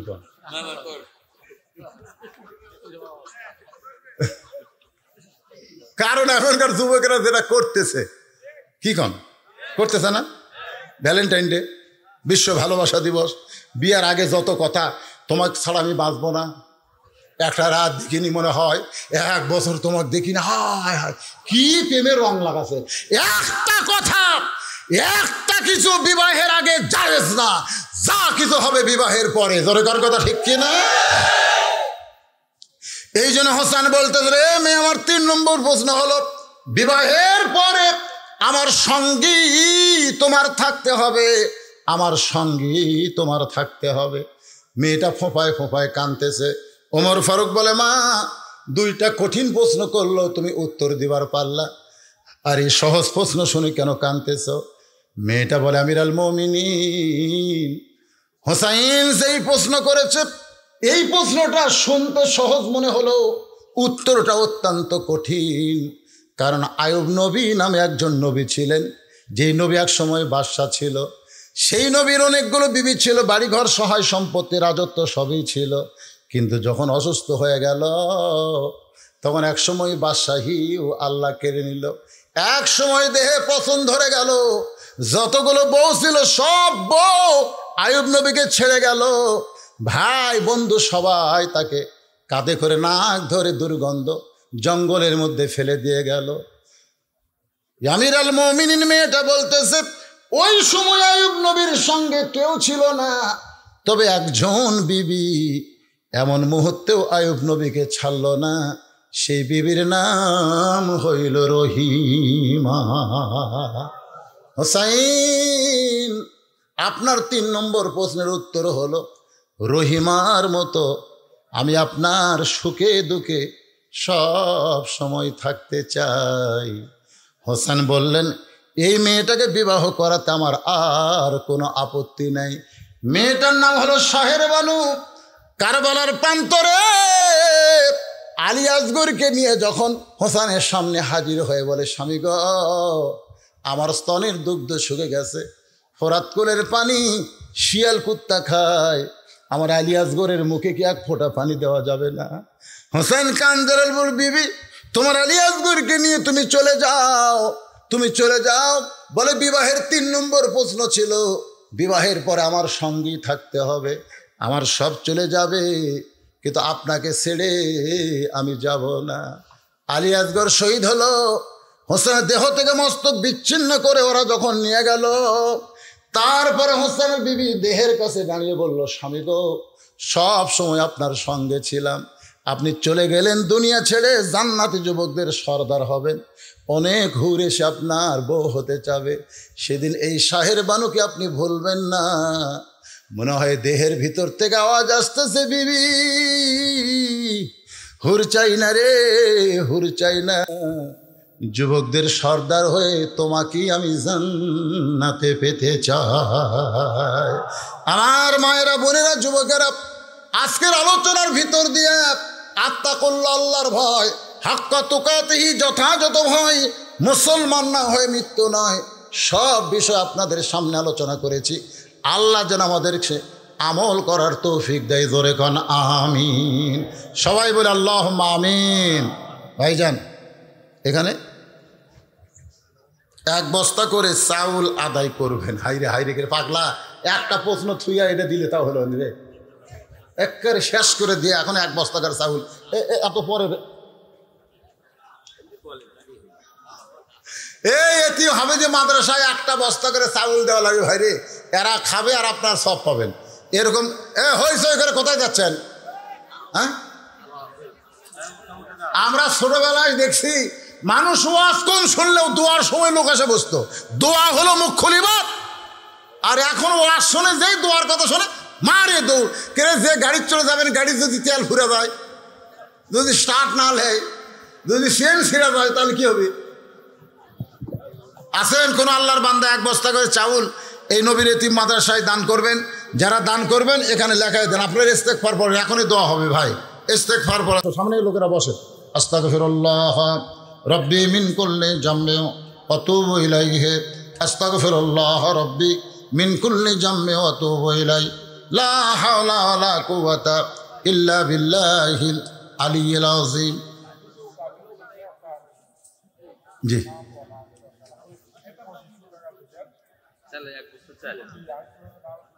নাম বলবে না, 1 বস্তা 40 টাকা দিয়েছে, আলহামদুলিল্লাহ, নামের দরকার নাই, ইনশাল্লাহ পাই। এখন এটা করো না, বসো 5 মিনিট ধৈর্য ধরো। আল্লাহুম্মা আমিন, আল্লাহুম্মা আনতাস সালাম ওয়া মিনকাস সালাম, তাবারাকতা ইয়া যাল জালালি ওয়াল ইকরাম। মাবুদ, সেই মাগরিবের নামাজের পর থেকে রাত 1:45 পর্যন্ত তোমার পাগল বান্দা বান্দিরা আরামের বাড়ি, আরামের ঘুমকে বাদ দিয়া কোরআন হাদিসের মহব্বত কলিজার মধ্যে নিয়ে এই জান্নাতের বাগানে বসে বসে কোরআন হাদিসের আলোচনা শোনার শেষে আমি গুনাহগারের সঙ্গে রহমতের দরজায় ফকির হয়ে দোকানা হাত তুলেছি। আল্লাহ মেহেরবানি করে আজকের মাহফিল আমাদের সকলের হেদায়েতের জন্য, নাজাতের জন্য, জান্নাতের জন্য কবুল করে নাও। এই মাহফিলের শুরু থেকে শেষ পর্যন্ত যত আলোচনা হয়েছে আল্লাহ, এর মধ্যে যদি ত্রুটি হয়, ভুল হয়, মাফ করে দাও, এর জাহাদিয়া মঞ্জুর করো। সোনার মদিনায় নবী পাকের রওজা মুবারকে আল্লাহ কবুল করে নাও। तमाम अंबिया किराम, আসহাবে কেরাম, উম্মাহাতুল মুমিনিন, শহীদ শহীদান, জান্নাতুল বাকি, জান্নাতুল মাওয়া সহ পৃথিবীর যত গোরস্থানে যত মুর্দা শুয়ে আছে আল্লাহ সকলের আরওয়াহ পরে হাদিয়া কবুল করো। মাবুদ, আমরা যারা হাত তুলেছি আমাদের জনম দুঃখনী মা যাদের কবরে চলে গেছে আল্লাহ, ছোট্ট একটা শব্দ হলো মা, এই নামের মধ্যে কি মধু, যাদের মা নাই তারাই বুঝতেছে। এই দরদের মা যাদের কবরে গেছে আল্লাহ মেহেরবানি করে মায়ের কবরকে জান্নাতের টুকরা কবুল করো। বাবার বাড়ি ঘর সবই আছে, আমি সহ আমরা যারা বাবা হারা এতিম হয়ে গেছি আল্লাহ মেহেরবানি করে বাবার কবরকে জান্নাতের টুকরা বানিয়ে দাও। মাবুদ, আজকে মাহফিলে এসে যেই বাড়িতে কিছুক্ষণ বিশ্রাম করলাম আল্লাহ, সাবেক এমপি মরহুম আজকে দুনিয়া থেকে চলে গেছে আল্লাহ, সে এমপি সাহেবের কবরকে জান্নাতের টুকরা বানিয়ে দাও। আয় আল্লাহ তাআলা, আমরা যারা হাত তুলেছি কত মানুষের জানাজার নামাজ আমরা পড়েছি, এই 2 হাত দিয়ে কত কবরে মাটি দিয়েছি। একদিন আমরা সবাই মরে যাব, যেদিন আমাদের মৃত্যু হবে দিনটা যেন জুমার দিন হয়, মাসটা যেন রমজান মাস হয়, ইমানের সাথে ইজ্জতের সাথে মুসলমান হয়ে এ দুনিয়া থেকে যেন বিদায় নিতে পারি। আল্লাহ আমাদের সকলের জন্য কবুল করেন। আল্লাহ এই মাদ্রাসাকে কবুল করেন। মাদ্রাসায় নগদে বাকিতে আজকে যারা দান করেছে আল্লাহ সকলের দানগুলোকে জান্নাতের বিনিময় হিসাবে কবুল করেন। মাবুদ, আমাদের মধ্যে আমরা যারা অসুস্থ আছি সুস্থ করে দেন, অভাবকে মোচন করে দেন, গোটা বিশ্বের মুসলমানকে আল্লাহ আপনি হেফাজত করেন। আমার বাংলাদেশের প্রতি রহম করেন। বাংলাদেশের মাজলুম আলেম আজকে যারা জেলখানায়, আমার ওয়াজির আদর্শ, আমার উস্তাদ আল্লাহর ওলি, কোরআনের পাখি আল্লামা সাইদি হুজুর অসুস্থ অবস্থায় রয়েছে আল্লাহ, তার প্রতি খাস রহমত নাজিল করো। আল্লাহ যুবকদের আইডল আমার ভাতিজা আমির হামজাকে আল্লাহ তুমি জেলখানায় রেখেছো, আল্লাহ কোরআনের জন্য আবার তুমি তাকে মুক্ত করে দাও। মাবুদ, মামুনুল হক হক কথা বলে মানুষের ইমানকে গরম করতো, আল্লাহ এছাড়াও যত আলেম ওলামা আজকে জেলখানার মধ্যে রয়েছে, আমরা দোয়া করি আল্লাহ সকলকেই তুমি মুক্ত করে দাও। আল্লাহ পলাশ বাড়ির উপরে রহমত বরকতের দরজা খুলে দাও। আজকের মাহফিলের সম্মানিত সভাপতিকে আমার ভাইজানকে আল্লাহ তুমি কবুল করে নাও। মাবুদ, আজকের মাহফিলের সম্মানিত প্রধান অতিথি উপজেলা চেয়ারম্যানকে আল্লাহ তুমি কবুল করো। বিশেষ অতিথি মেয়র সাহেবকে আল্লাহ তুমি কবুল করো। সুধীজনকে কবুল করো। পলাশবাড়ি সিনিয়র ফাজিল মাদ্রাসার সম্মানিত প্রিন্সিপালকে আল্লাহ তুমি কবুল করো। ভাইস প্রিন্সিপালকে কবুল করো। শিক্ষক মণ্ডলীর কবুল করো। খাস করে আমার বাপজান মনোয়ারকে কোরআনের ময়দানে দায়ীর আল্লাহ হিসাবে আল্লাহ তুমি কবুল করে নাও। মাবুদ গো, ফিরে দিও না হাত, যার দুইখান হাত পছন্দ করো সেই দুই হাতের ওসিলায় গোটা মাহফিলকে আল্লাহ তুমি কবুল করে নাও। আল্লাহ প্রশাসনের ভাইরা, আমার পুলিশ ভাইরা যারা যেখানে দায়িত্ব পালন করতেছে আল্লাহ সকলকেই তুমি কবুল করে নাও। নাসিয়ার মনোহরা দুই বস্তা চাউল দোয়ার মধ্যে দিয়ে দিচ্ছে আল্লাহ, তাদেরকে তুমি কবুল করো আল্লাহ।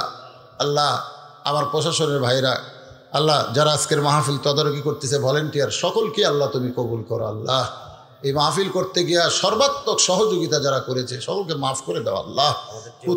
টিওনো স্যারের জন্যে দোয়া করি আমরা, যারা মাহফিল করার ব্যাপারে অনুমতি দিয়েছে, মাহফিল করাতে সহযোগিতা করেছে, আমাদের মাহফিলের দিকে নজর দিয়েছে আল্লাহ, তাদের সকলকেই তুমি কবুল করো আল্লাহ।